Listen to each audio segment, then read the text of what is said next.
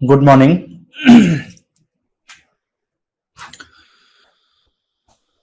Okay, आज की इस क्लास में हम बीसीसीएल जो ओवरमैन का एग्जाम्स है उसके लिए हम करंट अफेयर्स को स्टार्ट करने वाले हैं। तो आज के इस क्लास में हम अक्टूबर 2023 के जो करंट अफेयर्स हैं वहां से शुरू करेंगे। ठीक है, तो जैसे कि मैंने कल की क्लास में बताया था कि हमें जो करंट अफेयर्स वाला पोर्शन है वो जो है आपके लास्ट 6 to 8 मंथ या 10 मंथ के आसपास का जो करंट अफेयर्स है उसको हमें स्पेशली देखना है। ठीक है, कई बार क्या होता है कि पिछले एक साल के करंट अफेयर्स को जीके से रिलेट करके क्वेश्चन आ जाता है, तो आपको स्पेशली जो है देखना है कि जितने भी लास्ट 6 मंथ में इंपॉर्टेंट जो भी इवेंट्स हुए हैं, जो भी चीजें हुई हैं करंट अफेयर्स के पोर्शन में, वो चीजें आपको ध्यान से करना है। ठीक है, तो इसीलिए इसके पहले वाले क्लास में मैं बताया भी था कि हमारे ऑलरेडी जो ऐप है उसमें आप जाओगे तो करंट अफेयर्स वाले पोर्शन में लास्ट 1 ईयर के जितने भी वो हैं करंट अफेयर्स वाले क्लासेस या लेक्चर्स जो है वो आपको मिल जाएगा। तो उसमें आपको स्पेशली 2023 के जुलाई अगस्त के वीडियोस को देख करके आपको अगस्त सितंबर तक के वीडियोस को देख लेना है, 2-3 लेक्चर उसमें। हालांकि 2023 के पिछले पुराने वीडियोस भी मिल जाएंगे, लेकिन अभी फिलहाल आपको जुलाई अगस्त से शुरू करना है। ठीक है, और उसके बाद में अक्टूबर से हम स्टार्ट करेंगे। हालांकि अक्टूबर का ऑलरेडी एक लेक्चर उसमें अपलोडेड है, उसको भी देखना। अक्टूबर को मैं थोड़ा सा और डिटेल में इसमें जो क्वेश्चन वहां पे नहीं है उसको मैं ऐड किया हूं, तो अक्टूबर नवंबर से यहां से हम लोग कंटिन्यू करेंगे। राइट, चलो स्टार्ट करते हैं।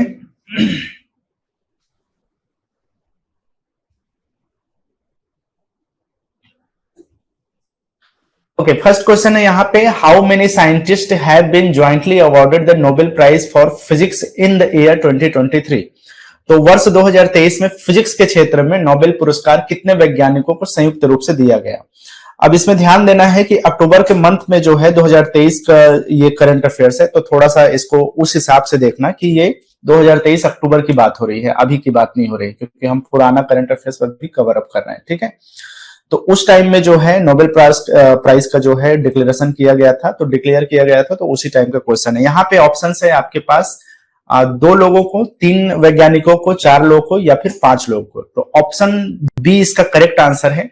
3 साइंटिस्ट थे जिनको फिजिक्स के क्षेत्र में नोबेल प्राइज दिया गया है। ठीक है, तो करेक्ट आंसर हो गया ऑप्शन बी 3। अब ये 3 लोग कौन कौन है फिजिक्स के क्षेत्र में 3 लोगों को दिया गया है। ये है पियरे एगोस्टिनी, फेरेंस क्रूज और जो है एनी एल व्हिलियर। तो ये 3 लोग हैं जिनको फिजिक्स के क्षेत्र में ये अवार्ड दिया गया है। अब आपको पता ही होगा कि नोबेल प्राइज जो है 1901 में शुरू हुआ था। स्टार्ट कब हुआ था? 1901 से दिया जा रहा है। अलग अलग सेक्शन में ये प्राइज जो है या अवार्ड जो है दिया जाता है, और ये सबसे बड़ा अवार्ड है अगर देखा जाए तो इसमें जो है फिजिक्स, केमिस्ट्री और मेडिसिन, ये 3 क्षेत्र में दिया जाता है। जो एक तरह से आप बोल सकते हो कि ये साइंस वाला है, जिसको रॉयल स्वीडिश एकेडमी के द्वारा दिया जाता है, रॉयल स्वीडिश एकेडमी। ठीक है, इसी के अलावा जो है एक स्वीडिश एकेडमी है। ये जो स्वीडिश एकेडमी है, यही एकेडमी लिटरेचर के लिए भी अवार्ड देता है, लिटरेचर के लिए।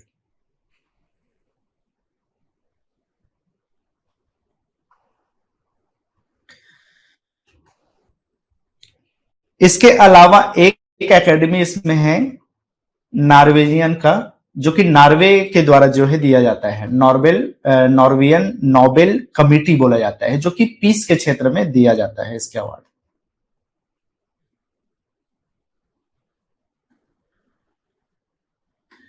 तो आप समझ सकते हो कि फिजिक्स में, केमिस्ट्री में, मेडिसिन में रॉयल स्वीडिश एकेडमी के द्वारा दिया जाता है। स्वीडिश एकेडमी के द्वारा लिटरेचर के क्षेत्र में नोबेल प्राइज दिया जाता है, और नॉर्वे जो नोबेल कमिटी है वो शांति का नोबेल प्राइज दिया जाता है। तो है तो तीनों कैटेगरी जो है आपके नोबेल का ही नोबेल प्राइज ही है, लेकिन अलग अलग एकेडमी बना हुआ है अलग अलग फील्ड के क्षेत्र में दिए जाने वाले पुरस्कारों को वितरण के लिए। तो royal Swedish academy physics, chemistry और मेडिसिन, बेसिकली ये royal Swedish academy of science कहा जाता है इसको। ये स्पेशली साइंस के क्षेत्र में दिए जाने वाले अवार्ड को देने के लिए रॉयल स्वीडिश एकेडमी बनाया गया है। स्वीडिश एकेडमी सिर्फ लिटरेचर के क्षेत्र में देता है, तो ये भी स्वीडन का ही एकेडमी है। और नॉर्वे के द्वारा जो एकेडमी बना है या कमिटी बना है उसको नॉर्वेयन नोबेल कमिटी बोला जाता है, जो शांति के क्षेत्र में दिया जाता है। इसको क्यों मैं बता रहा हूं, कई बार क्या होता है कि पूछ देता है कि बताइए शांति का नोबेल प्राइज किसके द्वारा दिया जाता है, तो है तो नोबेल प्राइज ही, लेकिन ये कमिटी अलग है, इसलिए कई बार ये क्वेश्चन आ जाता है कि शांति के क्षेत्र में दिए जाने वाला पुरस्कार स्वीडिश एकेडमी के द्वारा नहीं दिया जाता बल्कि नॉर्वेयन नोबेल कमिटी के द्वारा दिया जाता है। तो बस एक यही चीज आपको यहाँ पे खास तौर पे ध्यान देना है कि शांति के क्षेत्र का जो नोबेल प्राइज है वो नॉर्वेयन नोबेल कमिटी के द्वारा दिया जाता है। आई होप समझ में आ गया होगा। हालांकि मैं पहले ही आप लोग को बता दूं कि जितने भी आप लोग के प्राइज वाला या पुरस्कार वाला सेक्शन है, इसके लिए मैं अलग से एक लेक्चर लूंगा जिसमें पिछले 1 सालों में या पिछले जितने भी 8-9 महीने में जो भी इंपॉर्टेंट अवार्ड्स हैं उसको मैं अलग से जो है एक क्लास में आप लोग को कवर अप कराऊंगा। उसमें इंडियन अवार्ड्स भी होंगे, इंटरनेशनल अवार्ड्स भी होंगे, सारे अवार्ड्स को जो है मैं एक लेक्चर में अलग से कवर अप कराऊंगा। उसी तरह से स्पोर्ट्स का जो सेक्शन है उसके लिए मैं अलग से क्लास लूंगा जिसमें सारे स्पोर्ट्स इवेंट्स और उसके जो भी विनर वगैरह हैं उसका मैं अलग कराऊंगा, क्योंकि हमारा एग्जाम ऐसा है कि हमें करंट अफेयर्स के सेक्शन में कुछ सेक्शन को ज्यादा टच करने की कोशिश करता है या वहां से क्वेश्चन आने के चांसेस ज्यादा होते हैं, चाहे वो स्पेशली स्पोर्ट्स हो और अवार्ड्स वाला हो, तो उसको हम थोड़ा सा ज्यादा डिटेल में देखेंगे और हर एक सेक्शन को उसमें कवर अप करेंगे। तो यहाँ पे बस आप समझ लो कि फिजिक्स के क्षेत्र में 3 लोगों को पुरस्कार दिया गया ज्वाइंटली। ठीक है, आगे बढ़ते हैं। ये आप देख सकते हो यहाँ पे नोबेल प्राइज जो फिजिक्स 2023 के हैं ये पियरे एगोस्टिनी है। इसके अलावा जो है ये फेरेंस क्रूज हैं और इसके अलावा ये हैं एनी एल व्हिलियर। ठीक है, तो संयुक्त रूप से इनको फिजिक्स के क्षेत्र में दिया गया। तो इनका जो वो है वो पल्सेस को खोज किया था, इन्होंने एटोसेकेंड पल्स बोला जाता है।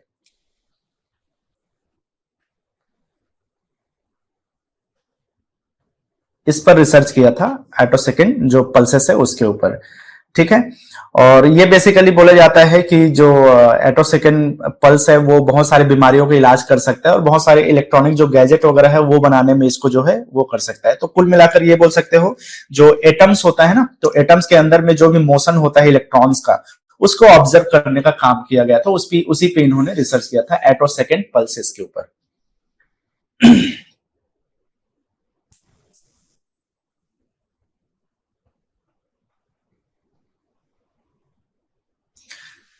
चलो क्वेश्चन सेकंड है यहां पर। एक सेकंड रुक जाओ यार, कुछ बच्चे अभी भी कंफ्यूज हैं, क्लास कहाँ चल रही है, मैं मैसेज कर दूं उनको।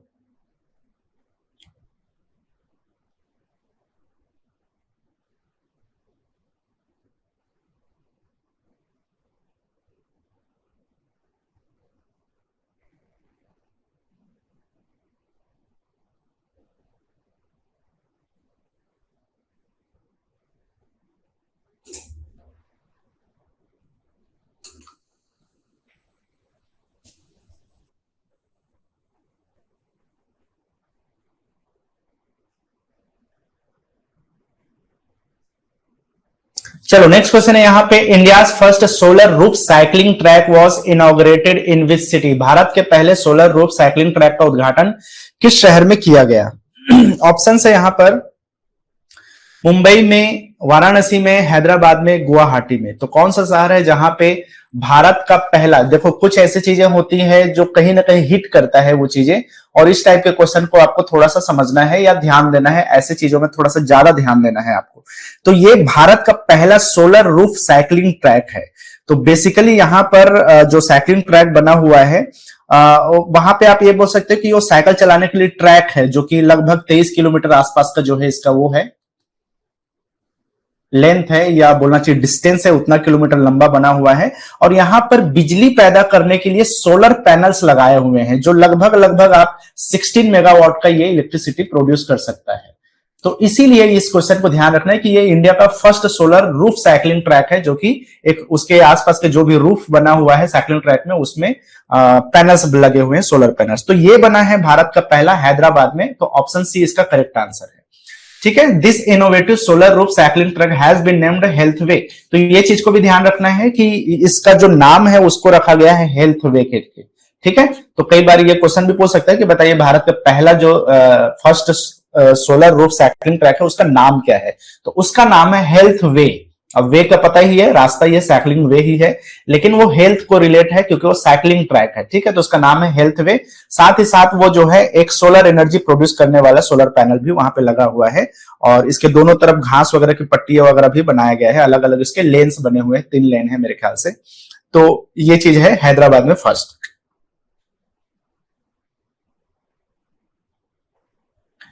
नेक्स्ट क्वेश्चन है यहाँ पे, who has become the first Indian female athlete to win a gold medal in javelin throw in the history of Asian games. तो जैसा कि मैं बता रहा था कि अलग से आप लोग को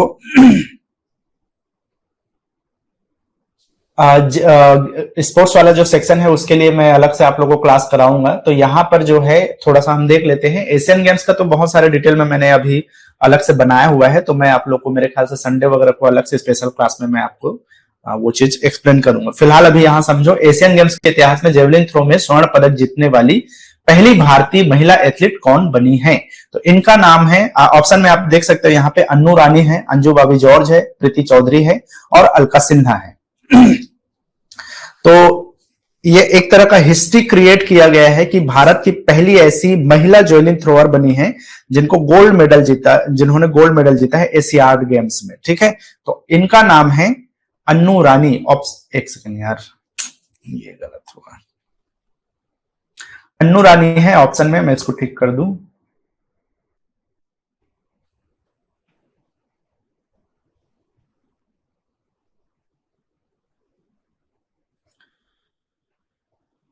ठीक है, तो करेक्ट आंसर है अन्नू रानी। तो इन्होंने जो है लगभग 62 मीटर का जेवलिन थ्रो इन्होंने फेंका और जेवलिन थ्रो किया और गोल्ड मेडल अपने नाम किया है। तो ये एशियाड में ऐसा करने वाली भारत की पहली महिला खिलाड़ी जो है बन गई है।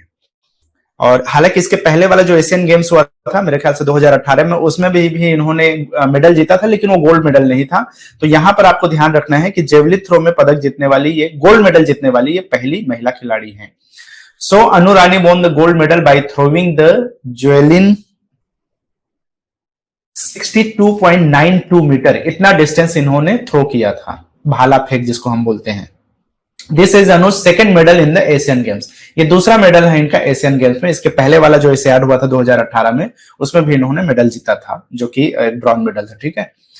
नेक्स्ट है यहां पर अगला question, who has been appointed as mentor by Afghanistan cricket team for ICC men's cricket world cup 2023। तो आईसीसी पुरुष क्रिकेट विश्व कप 2023 के लिए अफगानिस्तान क्रिकेट टीम ने किसे मेंटर नियुक्त किया है? अब जो अभी वर्ल्ड कप हुआ भारत में, ICC cricket world cup, Bharat के फाइनल हारने के बाद हालांकि कोई बात करना चाहता नहीं इस पे, लेकिन फिर भी यहां से एक क्वेश्चन ये बन सकता है। स्पोर्ट्स वाले सेक्शन में मैंने उसको अलग से और बताऊंगा, पूरे भारत का जो भी सफर रहा आईसीसी क्रिकेट वर्ल्ड कप में। लेकिन यहाँ पे देखो थोड़ा सा क्वेश्चन अलग है। अफगानिस्तान ने कोई इंडियन प्लेयर था या पूर्व खिलाड़ी है जिसको मेंटर के रूप में नियुक्त किया था, जो कि न्यूज में रहा है, ठीक है। तो उसको लेकर के यहाँ पे क्वेश्चन है। ऑप्शन है महेंद्र सिंह धोनी, ऑब्वियसली नहीं है, दिनेश कार्तिक, अजय जडेजा, आकाश चोपड़ा, इनमें से कौन से भूतपूर्व खिलाड़ी है जिसको नियुक्त किया गया था? हालांकि कई लोग थे वहां पे, अलग अलग टीम में उन्होंने वो किया था, लेकिन एक इंडियन प्लेयर को भी उन्होंने अपने मेंटोर टीम में नियुक्त किया था, तो उनका नाम है अजय जडेजा। तो ऑप्शन सी इसका जो है करेक्ट आंसर है। और अफगानिस्तान का प्रदर्शन भी बहुत अच्छा रहा, काफी लोगों ने इसका क्रेडिट भी अजय जडेजा को दिया। तो खैर यहाँ पे ऑप्शन सी इसका करेक्ट आंसर है। तो बस इतना ही याद रखना है, अजय जडेजा को मेंटोर के रूप में नियुक्त किया था, भूतपूर्व खिलाड़ी है भारत के।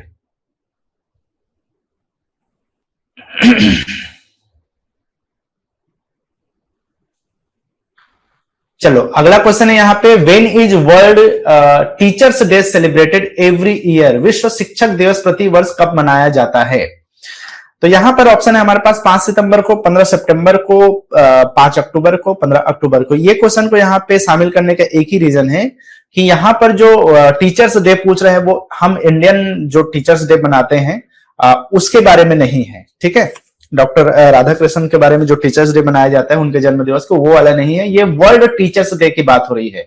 तो इसमें ऑप्शन है 5 सितंबर को, 15 सितंबर को, 5 अक्टूबर या फिर 15 अक्टूबर। तो इसका करेक्ट आंसर है 5 अक्टूबर को। तो ऑप्शन सी जो है इसका करेक्ट आंसर है। हर साल 5 अक्टूबर को वर्ल्ड टीचर्स डे सेलिब्रेट किया जाता है, ठीक है। बेसिकली जो है इसको 1994 में स्टार्ट किया गया था। पर teachers day was started in year 1994। 1994 से जो है ये चला आ रहा है और हर साल जो है इसको सेलिब्रेट किया जाता है। तो स्पेशली इस बार न्यूज में इसलिए रहा क्योंकि गूगल ने इसके लिए अलग से डूडल बनाया था और उसको लेकर सेलिब्रेट किया गया था, तो ये थोड़ा सा न्यूज में उस टाइम में रहा था। तो इसको ध्यान रखना है कि ये कंफ्यूजिंग हो सकता है क्योंकि हम लोग जो जानते हैं 5 सितंबर को जो हम लोग मनाते हैं भारत में, वो टीचर्स डे नहीं है, वर्ल्ड टीचर्स डे है। तो इसको यूनिसेफ और एजुकेशन जो इंटरनेशनल है उसके द्वारा जो है इसको बनाया जाता है। और इसमें एक ऑर्गेनाइजेशन है जिसको बोला जाता है ILO, जिसको हम बोलते हैं इंटरनेशनल लेबर ऑर्गेनाइजेशन, और यूनिसेफ, इन दोनों ने मिल करके इसको सेलिब्रेट करना शुरू किया 1994 से। ILO का मतलब है आपका इंटरनेशनल लेबर ऑर्गेनाइजेशन, और यूनिसेफ के द्वारा, और जो कि एजुकेशनल इंस्टीट्यूशन है UN का, उसके द्वारा टीचर्स डे मनाया जाता है हर साल। अगला क्वेश्चन है यहाँ पे, who has been awarded the Nobel peace prize for the year 2023? वर्ष 2023 के शांति नोबेल पुरस्कार से किसे सम्मानित किया गया?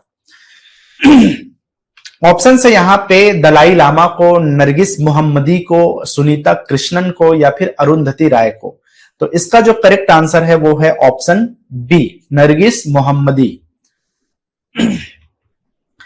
तो बेसिकली जो नरगिस मोहम्मदी है वो एक ह्यूमन राइट्स का जो सोशल एक्टिविटीज हैं, जो ह्यूमन राइट्स पे काम करती हैं, ईरान की रहने वाली हैं ये। तो इनको जो है ये नोबेल पीस प्राइज इस बार का दिया गया है, मतलब 2023 का। तो जैसे कि मैं बताया कि जो पीस का नोबेल प्राइज है वो नॉर्वेजियन नोबेल कमेटी के द्वारा दिया जाता है। तो इन्होंने जो महिलाओं के अगेंस्ट जो भी अत्याचार हो रहे थे, ह्यूमन राइट्स के अगेंस्ट जो हो रहा था काम, उस पे उनके अगेंस्ट में जो भी क्राइम हो रहा था उनके अगेंस्ट में इन्होंने बहुत सारा काम किया है, जिसके लिए इनको शांति का नोबेल प्राइज दिया गया है, नरगिस मोहम्मदी का, जो कि ईरान से आती है। ठीक है, ये ईरानियन है। So, Iranian human rights activist Nargis Mohammadi has been honored with the Nobel Prize, Peace Prize, जो कि दिया जाता है नॉर्वेजियन नोबेल कमेटी के द्वारा।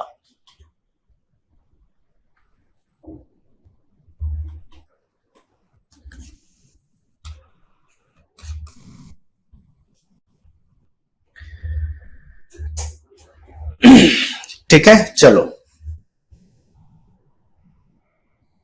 देखो, हमारे इस क्लास में या जो भी हमारे क्लासेस होने वाले हैं आगे करंट अफेयर्स को लेकर के, जीके के लेकर के, तो आपको करंट अफेयर्स के अलग अलग यूट्यूब में भी बहुत सारे वीडियोस मिल जाएंगे, लेकिन वो हमारे स्पेशली हमारे एग्जाम्स के लिए नहीं होता। जनरली वो यूपीएससी वगैरह या अलग अलग बैंकिंग एग्जाम्स वगैरह के लिए बनाए जाते हैं, तो उसमें बहुत डिटेल में हम लोग वो चीजें देखते हैं।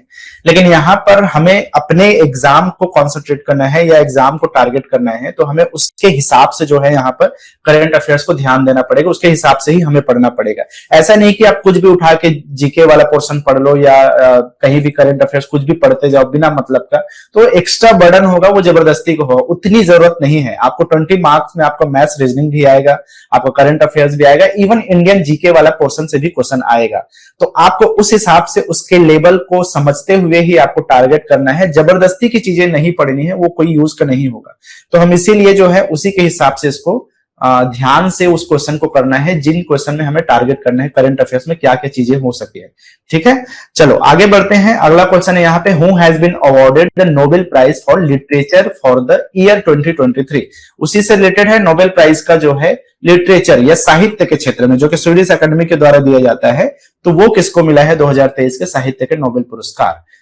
तो ऑप्शन है यहाँ पे एनी अर्नो, देन उसके बाद में है लुइस ग्लुक बोला जाता है, Peter Handke, sorry John force, और उसके बाद में है नरगिस मोहम्मदी। तो अभी मैं जैसे बताया नरगिस मोहम्मदी को शांति के क्षेत्र में दिया गया है, और जहां तक मुझे याद है एनी अर्नो को दिया गया था लिटरेचर के क्षेत्र में, लेकिन ये 2022 में इनको दिया गया था, मतलब पिछले साल इनको साहित्य के क्षेत्र में नोबेल प्राइज मिला गया था। तो दो ऑप्शन है यहाँ पे, लेविस ग्लुक और जॉन फोर्सेस। अच्छा, हमेशा याद रखना ऑप्शनल क्वेश्चन में कई बार ऑप्शन को रिजेक्ट करने का भी एक चांस रहता है, जहां पर आप क्वेश्चन को सही कर सकते हो।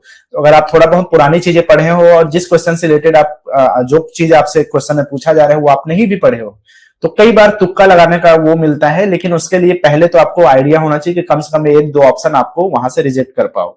ऐसे सिचुएशन में आपके पास 50-50 का चांस बन सकता है, और थोड़ा बहुत आइडिया हो जाता है तो और भी बहुत चांस बढ़ता है कि आपका तुक्का सही हो जाए। खैर, यहां पर दो ऑप्शन ऑलरेडी यहां पे कैंसिल हो जाता है, बचता है दो ऑप्शन।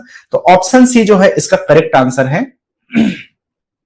जॉन फोस को जो है इस बार नोबेल प्राइज मिला है लिटरेचर के क्षेत्र में, साहित्य के क्षेत्र में, जो कि स्वीडिश एकेडमी के द्वारा दिया जाता है, और 2022 में दिया गया था एनी अर्नो को। So this time this award has been given to Norwegian writer Jon Fosse. इनको जो नॉर्वे के राइटर हैं, ये कहां के हैं, नॉर्वे के हैं, रहने वाले हैं, तो उनको दिया गया है जॉन फोस को ये अवार्ड।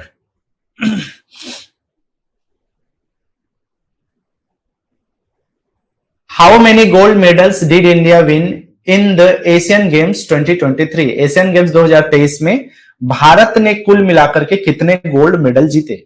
ऑप्शन है यहाँ पे 21 gold medal, 25 gold medal, 28 gold medal, या 30 गोल्ड मेडल। तो यहां पर जो ऑप्शन है वो है 28 गोल्ड मेडल, ऑप्शन सी के साथ में। तो इस बार जो है भारत ने टोटल 100 से ज्यादा पदक जीते हैं, जिसमें से जो 28 है वो गोल्ड मेडल है। तो ये खास तौर पे याद रखना है कि भारत ऐसा पहली बार हुआ एशियन गेम्स के इतिहास में, जब से 1951 से ये एशियन गेम्स चला आ रहा है, 1991 से ये शुरू हुआ है, तब से लेकर आज तक भारत कभी भी 100 मेडल के पार नहीं कर पाया, 100 मेडल को। लेकिन इस बार 107 मेडल भारत ने जीता है, तो ये अपने आप में अलग बात है। तो इसमें गोल्ड मेडल 28 थे। So India have own 107 medals with a total of 28 gold medals. 28 gold medal के साथ में इन्होंने जीता 107 मेडल। ठीक है, इसके अलावा 38 सिल्वर मेडल भी थे, और 41 जो है ब्रॉन्ज मेडल। मेरे ख्याल से यहां पे लिस्ट दिया होगा। So this is India's best performance so far in the history of Asian games. जैसा कि मैंने कहा कि पहली बार है जबकि 100 मेडल से ज्यादा क्रॉस किया है, तो ये सबसे बेस्ट परफॉर्मेंस है इंडिया के लिए एशियन गेम्स की हिस्ट्री में। यहां पर आप देख सकते हो कि जो टोटल मेडल है उसमें 28 गोल्ड मेडल है, 38 जो है सिल्वर मेडल है, और 41 जो है ब्रॉन्ज मेडल है। तो कुल मिलाकर के 107 मेडल इंडिया ने इस बार जीता है। इसको मैंने अलग अलग कैटेगराइज किया हुआ है कि मेल जो गोल्ड मेडलिस्ट है वो 15 है, फीमेल ने 9 मेडल जीता गोल्ड मेडल, और जो मेल फीमेल जो मिक्स होता है या ओपन जिसको बोलते हैं उसमें 4 मेडल है, जो मिक्स्ड या ओपन कैटेगरी में है। तो स्पेशली जो है यहाँ पे आप देख सकते हो फीमेल ने कितने गोल्ड मेडल जीता। आजकल इस तरह के क्वेश्चन भी पूछता है, तो याद रखना है 28 में से 9 गोल्ड मेडल जो है फीमेल्स के द्वारा या वुमेन एथलीट्स के द्वारा जीता गया, और 15 जो है वो मेल एथलीट्स के द्वारा जीता गया। ठीक है, तो ये एक चीज है, तो थोड़ा सा आपको ध्यान रखना है गोल्ड मेडल के मामले में। हालांकि सिल्वर ब्रॉन्ज में भी कैटेगराइज है, या टोटल भी बोलोगे तो आप देख सकते हो कि 52 जो है वो मेन एथलीट्स ने जीता, और 46 जो है वुमेन एथलीट्स ने जीता है, और 9 जो है वो मिक्स्ड है या ओपन कैटेगरी में आता है। तो ये चीज थोड़ा सा ध्यान रखना है। टोटल मेडल में भी आजकल पूछ देता है वुमेन कैटेगरी में, तो ये 46 है, और गोल्ड मेडल की कैटेगरी में 9 गोल्ड मेडल वुमेन्स एथलीट्स ने जीता। ये एशियन गेम्स की जैसे कि मैं बात कर रहा था, तो 19th एशियन गेम्स को मैं बहुत डिटेल में आप लोगों को पढ़ाऊंगा कि अलग अलग सेक्शन में क्या क्या फील्ड में कौन कौन से स्पोर्ट्स इवेंट्स में किन किन लोगों ने मेडल जीता है, उसके बारे में थोड़ा सा आप लोगों को डिटेल में बताऊंगा, और क्या क्या सेक्शन है जहां से एशियन गेम्स से क्वेश्चन बन सकता है इस बार। चलो आगे बढ़ते हैं हम। Who has been awarded the Nobel prize in the field of economics this year? तो अब अर्थशास्त्र के क्षेत्र में अगर हम नोबेल प्राइज की बात करें तो ये थोड़ा सा आपको ध्यान में रखना है। मैंने वहां पर जो 3 अलग अलग कैटेगरी बताया था, तो मेडिसिन का था, पुरस्कार का था, और सॉरी लिटरेचर का था, और एक शांति पुरस्कार था। यहाँ पे जो है अर्थशास्त्र के क्षेत्र की अगर हम बात करें तो ये भी जो है royal Swedish academy of science के द्वारा ही दिया जाता है। तो मैंने वहां पे फिजिक्स, केमिस्ट्री और मेडिसिन बताया था, वहां पे आप ये साइंस के ही कैटेगरी में आता है जो आपका इकोनॉमिक्स वाला क्षेत्र है, तो इसको भी वही एकेडमी के द्वारा दिया जाता है।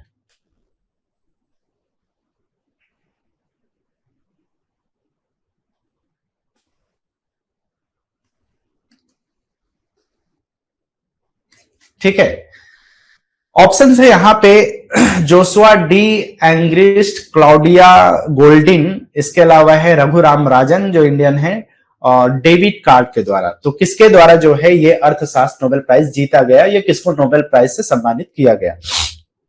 करेक्ट आंसर है इसका ऑप्शन बी। अभी ये सीजीपीएससी का जो प्रीलिम्स एग्जाम हुआ है उसमें भी ये क्वेश्चन आया हुआ था। हालांकि उस सीजीपीएससी का जो एग्जाम हुआ था उसमें आया था, जो सिविल सर्विसेज वाला एग्जाम होता है स्टेट सर्विस का। तो ये है ऑप्शन बी इसका करेक्ट आंसर, क्लाउडिया गोल्डिन। इनको जो है अर्थशास्त्र के क्षेत्र में 2023 के लिए नोबेल प्राइज दिया गया। ठीक है,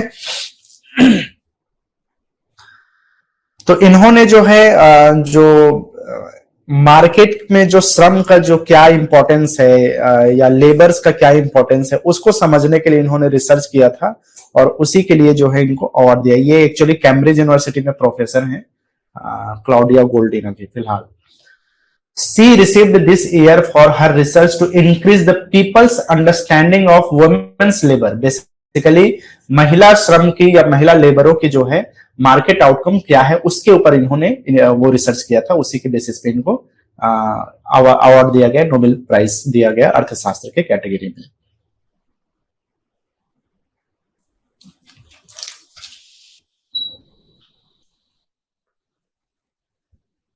चलो अगला क्वेश्चन है यहां पर, who has become the first Indian batsman to hit 300 sixes in ODI cricket history? One day cricket इतिहास में 300 छक्के लगाने वाले पहले भारतीय बल्लेबाज कौन बने हैं? तो यहां पे ऑप्शन है आपके पास सूर्य कुमार यादव, विराट कोहली, हार्दिक पांड्या या फिर रोहित शर्मा। अब ये सिंपल सा आंसर है इसका, रोहित शर्मा जो ऑप्शन डी है ये इसका करेक्ट आंसर है, जो पहले ऐसे भारतीय बन गए हैं जिन्होंने 300 छक्के लगाए हैं। ठीक है, तो ऑप्शन डी इसका करेक्ट आंसर है। Rohit Sharma has also become the third batsman in the world to hit 300 sixes in the history of ODI cricket. One day जो या एक दिवसीय क्रिकेट जिसको बोलते हैं उसमें भारत की मतलब ओवरऑल जो बोला चाहिए वो तीसरे बैट्समैन है, और भारत के तो पहले हैं लेकिन ओवरऑल वर्ल्ड में ये तीसरे ही बैट्समैन है। मेरे ख्याल से एक शाहिद अफरीदी है और दूसरे प्लेयर सनत जयसूर्या, ये दो लोग हैं जो पहले से जो है 300 क्लब में है सिक्सेस मारने के कैटेगरी में।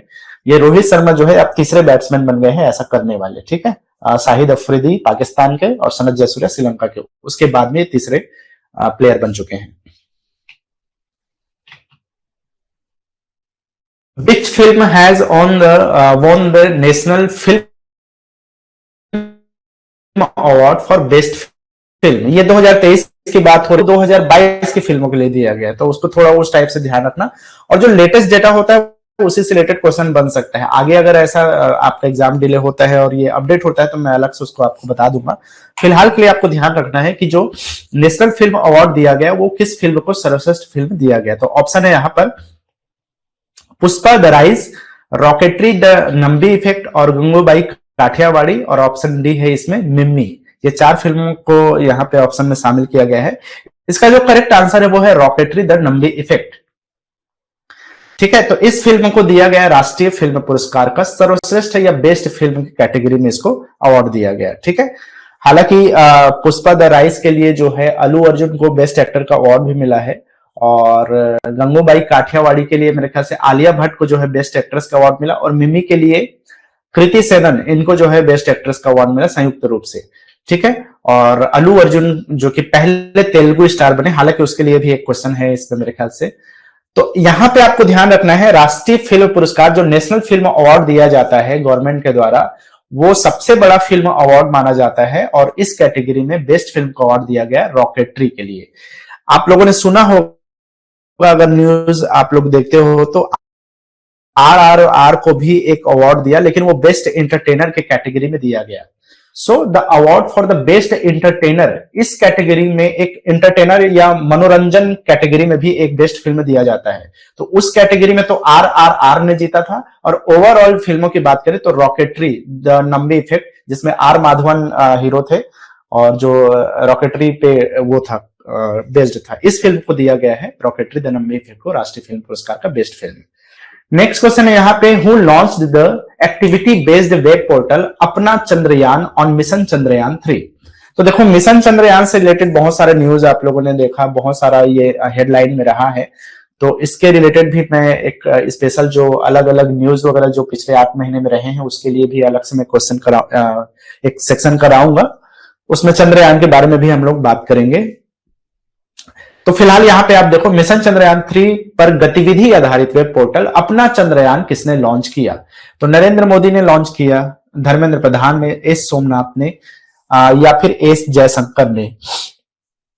बेसिकली जो है ये एक एनसीईआरटी के द्वारा डेवलप किया गया एक वो है, बोला चाहिए स्कूल स्टूडेंट को मिशन चंद्रयान 3 के बारे में क्विज कंपटीशन की तरह है, जिसमें एक एक्टिविटी बेस्ड मटेरियल प्रोवाइड किया गया। तो वो उसी को लॉन्च करने की बात हो रही है, जिसमें अलग अलग चंद्रयान 3 के स्पेशल मॉडल्स भी बनाए गए हैं, जिसको यूनियन मिनिस्टर, एजुकेशन मिनिस्टर है, उनके द्वारा लॉन्च किया गया। तो इनका नाम है ऑप्शन बी धर्मेंद्र प्रधान।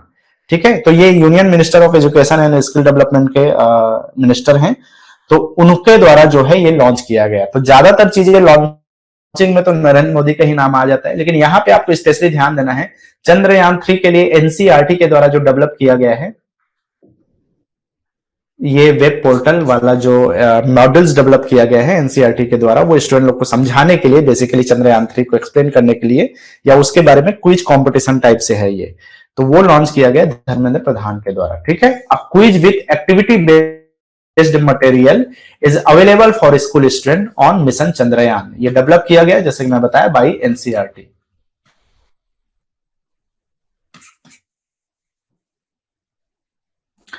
ठीक है, अरे यार लिखा ही हुआ था, it has been developed by NCERT. चलो आगे बढ़ते हैं। Who is the first Telugu actor to win the best actor award at the national film award 2023? राष्ट्रीय फिल्म पुरस्कार 2023 में सर्वश्रेष्ठ अभिनेता का अवार्ड जीतने वाले पहले तेलुगु एक्टर कौन है? तो अभी इसका आंसर मैंने बता ही दिया था। तो याद रखना है, ये क्वेश्चन जो है साउथ इंडियन एक्टर नहीं पूछ रहा है। साउथ इंडियन में ऑलरेडी जो है मलयालम, तमिल वगैरह के कैटेगरी में ऑलरेडी पुरस्कार जीता जा चुका है बेस्ट एक्टर का नेशनल अवार्ड, लेकिन यहाँ पर स्पेशली तेलुगु एक्टर की बात हो रही है, जो तेलुगु इंडस्ट्री को बिलोंग करते हैं साउथ की मूवीज में। ठीक है, तो उनका नाम जैसे कि मैं बताया ऑप्शन सी में अवेलेबल है, अल्लू अर्जुन। तो ऑप्शन सी जो है इसका करेक्ट आंसर है। Pushpa film Pushpa the rise के लिए इनको बेस्ट एक्टर का अवार्ड मिला 2023 में। ठीक है, राष्ट्रीय फिल्म पुरस्कार। On what theme will Ayurveda day be organised this year? अब ये हो चुका है, अब ये उस टाइम का क्वेश्चन था, इसलिए जाएगा या बी ऑर्गेनाइज्ड बोल रहा है, लेकिन अब समझो कि ये हो चुका है। इस वर्ष आयुर्वेद दिवस किस थीम पर आयोजित किया गया? अब आज के डेट में बहुत सारे अलग अलग क्षेत्रों में, स्पेशली कोरोना के बाद में, आयुर्वेद का एक तरह से बोलना चाहिए नाम बढ़ा है, न सिर्फ भारत बल्कि अलग अलग कंट्रीज में। तो यहां पर जो है आयुर्वेदा डे भी सेलिब्रेट किया जाता है। तो ये आयुर्वेदा डे के थीम पूछ रहा है कि इस वर्ष 2000 था। ओके, तो ऑप्शन है यहाँ पे Ayurveda for one health, Ayurveda for health, health and Ayurveda, और ऑप्शन डी है यहाँ पे वन हेल्थ वन आयुर्वेदा। तो इसका जो करेक्ट आंसर है वह है वन हेल्थ वन आयुर्वेदा। ये इसका जो है करेक्ट आंसर है। इस थीम पर बेस्ड था ये जो आयुर्वेदा डे है वो। ठीक है, तो इस बार जो है आयुर्वेदा डे को सेलिब्रेट किया गया ओवर द लगभग 100 कंट्रीज के द्वारा, जो है अक्रॉस वर्ल्ड, जो है लगभग 100 देशों में ये जो है आयुर्वेदा डे को सेलिब्रेट किया गया। तो यहां पर बेसिकली थीम तो है ही क्वेश्चन, लेकिन कई बार हो सकता है आपसे पूछ दे कि कब मनाया जाता है। तो इसको याद रखना है कि ये हर साल 10 नवंबर को ये सेलिब्रेट किया जाता है। तो ये इस बार 2023 में 10 नवंबर को ये जो है सेलिब्रेट किया गया, आयुर्वेदा दिवस के रूप में इसको जो है मनाया गया। तो इसका थीम रखा गया Ayurveda for one health one Ayurveda के रूप में जो है इसको वो किया गया। ठीक है, इसको पहली बार 2016 में सेलिब्रेट किया गया था। कब से ये शुरू हुआ है? 2016 से। और इस बार जो है 10 नवंबर 2023 को सेलिब्रेट किया गया।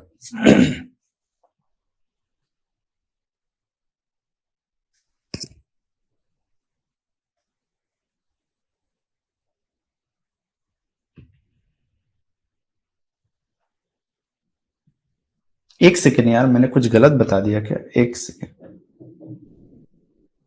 हाँ ये थोड़ा सा ध्यान रखना है। आयुर्वेद फॉर वन हेल्थ, ये मिस्टेक हो रहा है।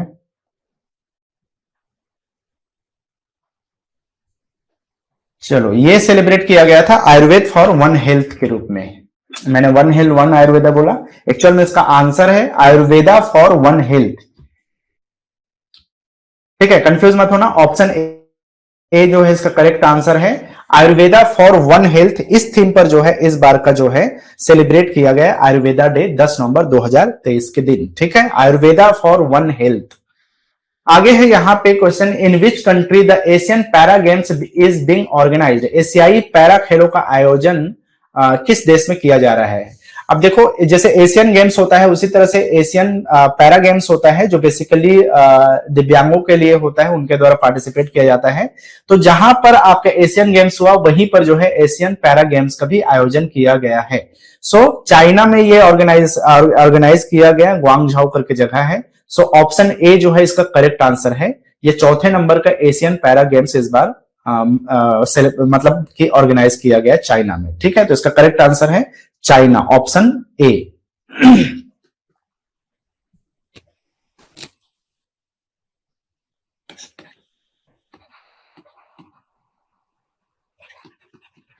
ठीक है, जगह का नाम है Hangzhou, China, Hangzhou. So the Asian para Games are being organised in Hangzhou China from 22 to 20 जो है ये गेम्स का, और ये गेम्स जो है ऑर्गेनाइज किया गया था चाइना में। Who defeated the world's #1 chess player Magnus Carlsen at the Qatar Masters. तो कतर मास्टर्स बेसिकली जो है शतरंज का एक खेल है, एक गेम है समझो, और ये एक तरह से बोल सकते हो कि प्रोफेशनल चेस इवेंट होता है, जिसको हम क्लासिकल चेस के कैटेगरी में इसको मानते हैं। तो इसमें किस इंडियन ने जो है मैग्नस कार्लसन को जो है हराया था। मैग्नस कार्लसन बहुत बड़ा नाम है आज के डेट में देखा जाए तो, और वर्ल्ड चैंपियन है वो वर्तमान में। तो इसको भारतीय खिलाड़ी ने जो है हराया है। तो ऑप्शन है यहाँ पे प्रागनंदा, कार्तिकेयन मुरली, गुकेश डी और कृष्णन शशिकिरण। तो देखो, इसका जो करेक्ट आंसर है, इसमें कंफ्यूजन ये हो सकता है क्योंकि रिसेंटली न्यूज में प्रागनंदा का नाम आप लोगों ने बहुत सुना होगा, और वो वर्ल्ड चेस चैंपियनशिप में अभी फाइनल में पहुंचे थे। हालांकि मैग्नस कार्लसन ने उसको हरा दिया था फाइनल में, लेकिन प्रागनंदा जो है उसके पहले भी मैग्नस कार्लसन को हरा चुके थे। ठीक है, तो इसलिए थोड़ा सा कंफ्यूजन हो सकता है, इसलिए मैंने इस क्वेश्चन को रखा है। इसका करेक्ट आंसर है कार्तिकेयन मुरली। तो ऑप्शन बी जो है इसका करेक्ट आंसर है, जिन्होंने अभी रिसेंटली अक्टूबर के मंथ में जो है मैग्नस कार्लसन को, जो कि #1 शतरंज खिलाड़ी है, उनको हराया है। और ऐसा करने वाले वो तीसरे इंडियन बन चुके हैं, क्योंकि इसके पहले प्रागनंदा ने तो हराया ही था, और विश्वनाथन आनंद का नाम आप लोगों ने जरूर सुना होगा। तो उन्होंने पहले ही मैग्नस कार्लसन को कई बार हरा चुके थे। ठीक है, लेकिन ये तीसरे ऐसे इंडियन बने जिन्होंने मैग्नस कार्लसन को हराया है। ठीक है, प्रागनंदा और उनके बाद में विश्वनाथन आनंद के बाद में। ठीक है, तो ऑप्शन बी जो इसका करेक्ट आंसर है कार्तिकेयन मुरली।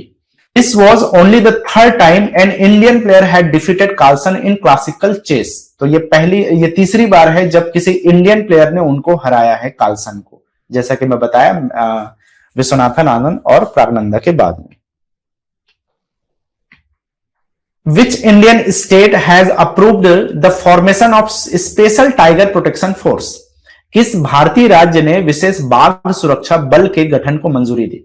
यह भी थोड़ा सा स्पेशल चीज है, क्योंकि इस तरह का जो है फोर्सेस अमूमन जो है नहीं फॉर्मेशन किया जाता, लेकिन ये पहली बार है जब किसी भारतीय राज्य ने विशेष बाघ सुरक्षा बल का एक स्पेशल फोर्स का गठन किया है, ताकि वहां के टाइगर्स को अलग जो उनके ऊपर खतरे हैं उनको रोकने के लिए या उनको प्रोटेक्ट करने के लिए इस तरह का सुरक्षा बल जो है बनाया है। ठीक है, तो ऐसा करने वाला कौन सा राज्य है। ऑप्शन है अरुणाचल प्रदेश, असम, नागालैंड या फिर सिक्किम।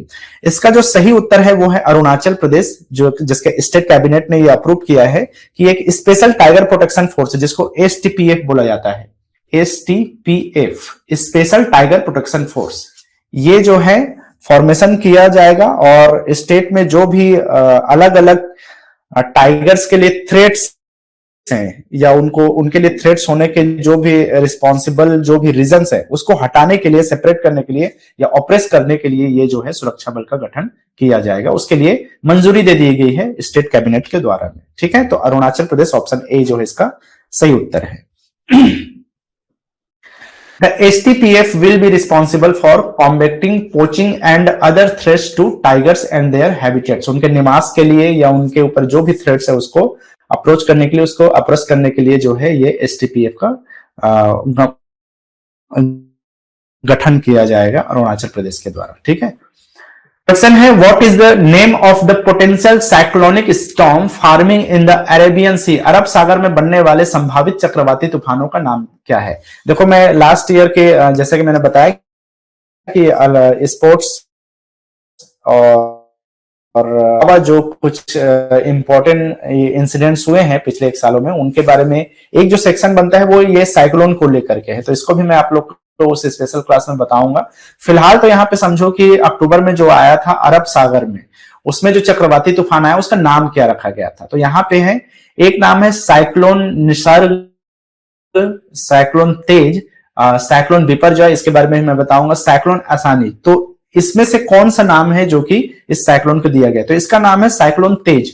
ऑप्शन बी जो है इसका करेक्ट आंसर है। जो स्पेशली जो है मुंबई पुणे के आसपास के क्षेत्रों में इसका असर देखा गया।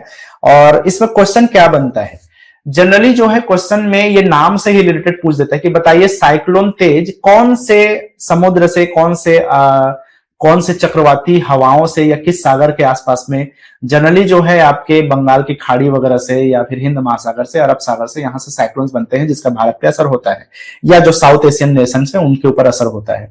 यहाँ पे अरबियन सागर से उठने वाला ये चक्रवाती तूफान है या साइक्लोन है जिसका नाम साइक्लोन तेज रखा गया। तो पहला लिंक तो ये है कि साइक्लोन तेज कौन से क्षेत्र से ये फॉर्मेशन इसका हुआ है या कहां से इसका पोटेंशियली जो है फॉर्मेशन हुआ है, तो ये अरब सागर से हुआ है। ठीक है, ऑप्शन में जनरली होगा तो आपके ये तीनों का नाम आ सकता है, बंगाल की खाड़ी और हिंद महासागर, अरब सागर, ये सब। तो अरब सागर से उठा साइक्लोन तेज, इसका असर कहां तक हुआ, तो इसका असर स्पेशली अगर भारत के रिगार्डिंग पूछे तो मुंबई पुणे के आसपास के क्षेत्र में, जो महाराष्ट्र का कोंकण एरिया है वहां पे। ठीक है, so this impending weather event likely to be named as cyclone Tej has the potential to impact Mumbai, Pune and other regions of Maharashtra and the Konkan area। तो कोंकण और महाराष्ट्र के क्षेत्र के आसपास के रीजन में इसका असर देखने को मिला। तो यही कुछ चीजें क्वेश्चन में बनता है साइक्लोन से रिलेटेड, नाम क्या है, कौन से सागर से और कहां इसका इंपैक्ट हुआ। तो मुंबई के क्षेत्र में इसका इंपैक्ट सबसे ज्यादा देखने को मिला है। ठीक है, आगे है which company launched the digi Kavach program to fight online financial fraud in India. So भारत में ऑनलाइन वित्तीय धोखाधड़ी से लड़ने के लिए किस कंपनी ने डिजी कवच कार्यक्रम लॉन्च किया है। तो ऑप्शन है यहाँ पे गूगल के द्वारा, फेसबुक के द्वारा, अमेजॉन के द्वारा या फिर माइक्रोसॉफ्ट के द्वारा। तो देखो नाम जो है आप देखोगे डिजी कवच, तो हमारे इंडियन लोगों के लिए बनाया गया है। तो इसमें क्या है, जितने भी ऑनलाइन स्कैमिंग वगैरह होता है, फ्रॉड्स वगैरह होता है, फाइनेंशियल फ्रॉड वगैरह, उसको एक तरह से बोलना चाहिए कि प्रोटेक्ट करने के लिए इस कवच का या प्रोग्राम का लॉन्चिंग किया गया। किसके द्वारा, ऑप्शन ए है गूगल के द्वारा। ठीक है, तो ऑप्शन ए इसका करेक्ट आंसर है, गूगल के द्वारा जो है ये डिजी कवच प्रोग्राम लॉन्च किया गया अक्टूबर 2023 में, भारत में जितने भी फाइनेंशियल फ्रॉड्स होते हैं उसको रोकने के लिए, उसके अगेंस्ट फाइट करने के लिए। Programme aims to understand the strategies employed by the scammers and implement counter measures। क्या स्ट्रेटेजीज के द्वारा स्कैमर जो है इसको करते हैं लोगों के साथ में, तो उसको कैसे एक तरह बोलना चाहिए कि काउंटर कैसे करने ताकि लोगों को प्रोटेक्ट किया जा सके। To protect people from scams, malwares and online fraud, इसको रोकने के लिए गूगल के द्वारा इसको लॉन्च किया गया। ठीक है, तो देखो इसको क्वेश्चन को रखने का सिंपल सा लॉजिक है। डिजी कवच नाम ऐसा है कि हो सकता है किसी इंडियन गवर्नमेंट का नाम ले दे, किसी मिनिस्ट्री का नाम यहाँ पे ऑप्शन में आ जाए। ठीक है, और गूगल अलग से रहे, तो आपको ध्यान देना है कि स्पेशली ये गूगल के द्वारा लॉन्च किया गया है। तो ऐसा मत समझना कि स्पेशली इंडियन के लिए है तो किसी इंडियन कंपनी के द्वारा लॉन्च किया गया, ये गूगल के द्वारा लॉन्च किया गया है। स्पेशली बोलना चाहिए गूगल इंडिया के द्वारा लॉन्च किया गया। ठीक,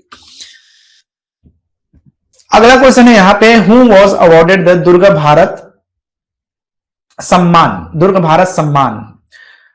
सो Durga Bharat Samman by the governor of West Bengal was for his contribution to the world of music and the preservation of Indian classical music heritage।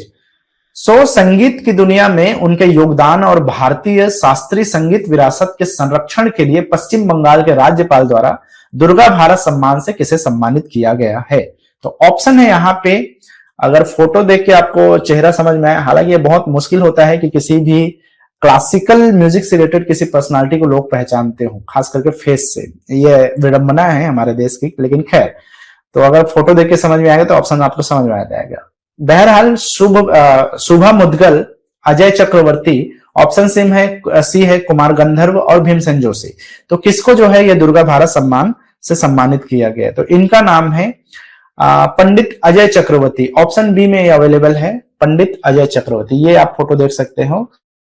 तो इनको जो है ये अवार्ड दिया गया दुर्गा भारत सम्मान बंगाल के या वेस्ट बंगाल के राज्यपाल के द्वारा में। ठीक है, तो इनको ऑलरेडी जो है जो पद्मश्री है वो पुरस्कार मिल चुका है। पद्म भूषण, सॉरी पद्मश्री नहीं बल्कि पद्म भूषण।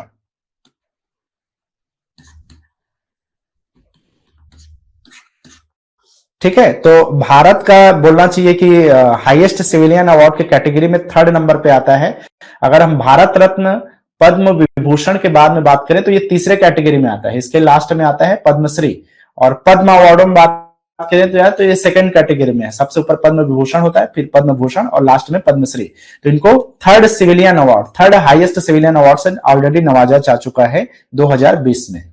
तो इनको जो है बंगाल के राज्यपाल के द्वारा दुर्गा भारत सम्मान से सम्मानित किया गया है। ये क्लासिकल म्यूजिशियन है, गायक भी हैं, गीतकार भी हैं, मतलब लिरिस्ट भी लिखते हैं, शास्त्रीय म्यूजिशियन है हिंदुस्तानी क्लासिकल म्यूजिक के। और ये अलग अलग जो क्लासिकल घराने होते हैं उसको बिलोंग करते हैं। चलो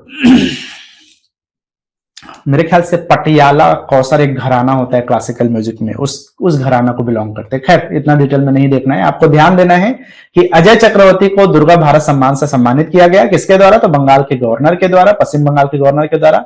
और ये भी रिलेट करके पूछ सकते हैं कि बताइए इनको पद्मश्री या सॉरी पद्म भूषण कब मिला? तो याद रखना 2020 में इनको पद्म भूषण से ऑलरेडी सम्मानित किया जा चुका है।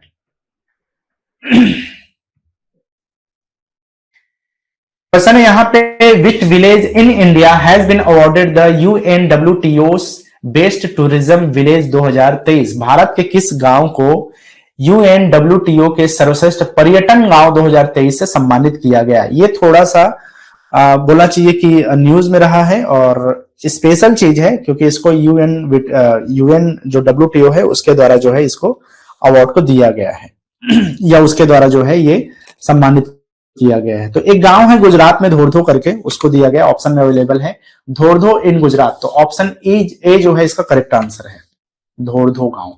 तो इस गांव को बेस्ट जो है टूरिज्म विलेज 2023 के लिए जो है इसको चुना गया, या अवार्ड प्रोवाइड किया गया UNWTO के द्वारा। ठीक है।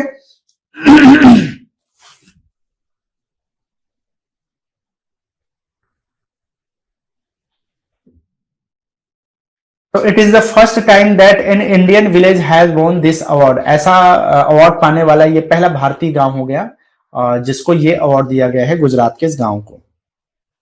धोरधो is known for its Rann of Kutch festival. तो गुजरात में जो कच्छ का रण है ना, उसका जो फेस्टिवल होता है उसके लिए जाना जाता है। तो स्पेशली जो धोरधो गांव है वो उसके लिए भी फेमस है, और इसीलिए स्पेशली जो है पर्यटन के मामले में ये सबसे आगे है, और भारत का सर्वश्रेष्ठ जो है टूरिज्म विलेज का अवार्ड इसको दिया गया।